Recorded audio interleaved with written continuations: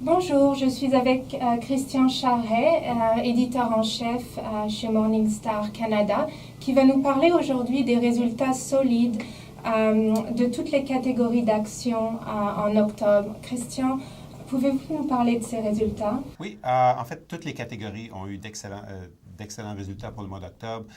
Les catégories de fonds qui visent les actions en particulier, la plupart ont obtenu des rendements de plus de 4 ce qui, pour un mois, c'est vraiment exceptionnel.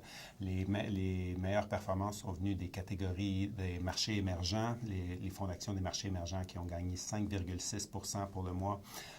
Les fonds d'actions européennes aussi qui ont très bien été, les fonds Asie-Pacifique.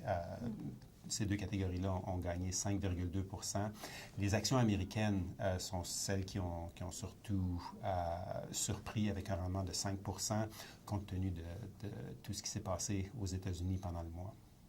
Et justement, qu'est-ce qui s'est passé sur les marchés américains qui a occasionné ces rendements? Bon, le mois d'octobre a commencé avec la fermeture du gouvernement américain à cause de l'impasse politique qui s'est passée là-bas. Normalement, ça aurait dû être un événement inquiétant pour les marchés, mais les marchés de pratiquement le monde entier n'ont pas réagi vraiment négativement, même que les rendements pour les 2 premières semaines du mois d'octobre, pendant que le gouvernement était fermé, ont obtenu des rendements positifs. Par contre, il y a eu des conséquences à la fermeture du gouvernement, notamment le retard dans la publication des données économiques, ce qui a rendu la tâche un peu plus difficile pour les économistes de mesurer la santé de l'économie américaine. Et quand les économistes ont finalement eu accès aux données économiques, ils n'ont pas été particulièrement impressionnés par ce qu'ils ont vu, mais d'un autre côté, les marchés n'ont pas réagi négativement. Ils ont poursuivi sur leur lancée positive. Ils ont préféré se fixer surtout sur les résultats positifs publiés par des compagnies comme General Electric ou Google, pendant le mois, et ça s'est soldé par un rendement à la fin du mois de 4,6 pour l'indice S&P 500 aux États-Unis, et ça a contribué à la forte performance des fonds d'actions américaines et des fonds d'actions diversifiés mondiales.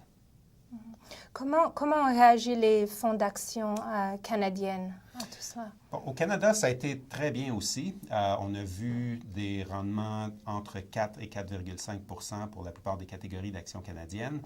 Le moteur des rendements pour les actions canadiennes ce mois-ci, ça a été les services financiers qui ont très, très bien performé.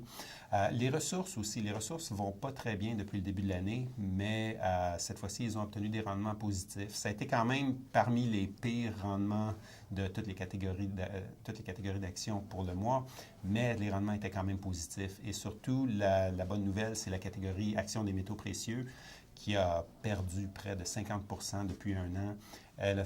La catégorie a finalement eu un rendement positif, même si c'était la pire catégorie d'actions pour le mois. Son rendement était de 0,2 Merci Christian. Vous trouverez plus de détails sur le rendement des fonds ainsi qu'un tableau du rendement de toutes les catégories en cliquant sur un lien au bas de la vidéo. Merci.